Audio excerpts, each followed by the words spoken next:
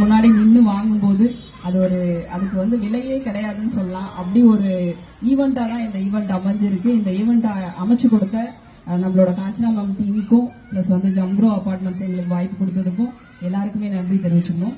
அந்த பென்சிலும் எரேசரும் இருக்கு பார்த்தீங்களா, இதை பத்தி ஒரு சின்ன ஸ்டோரி மாதிரி சொல்லணும்.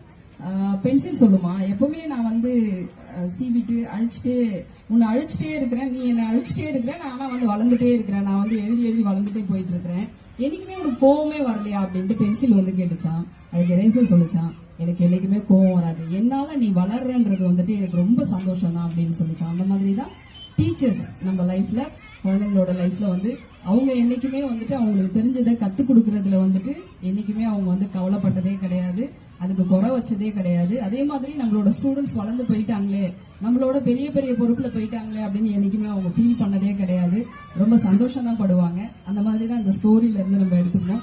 அப்படியேப்பட்ட டீச்சர்ஸ் நிறைய பேர் நிறைய விஷயத்துல நமக்கு கிடைக்கிறாங்க. அந்த வாய்ப்புகளை நம்ம எல்லாருமே யூஸ் பண்ணிக்கணும். நம்ம குழந்தைங்களுக்கு வந்து நிறைய விஷயங்கள் வந்து இப்ப பார்த்தோம் பாத்தீங்களா, இது ஏஐ கிடையாது.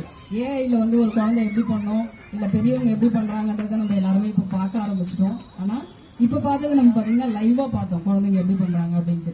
அந்த அளவுக்கும் டேலண்டான குழந்தைங்களை நம்மளால உருவாக்க முடியும், உருவாக்கிட்டு இருக்கிறாங்க. இந்த வாய்ப்புகளை எல்லாருமே யூஸ் பண்ணிக்கணும். வாய்ப்புகள் நிறைய நமக்கு வந்து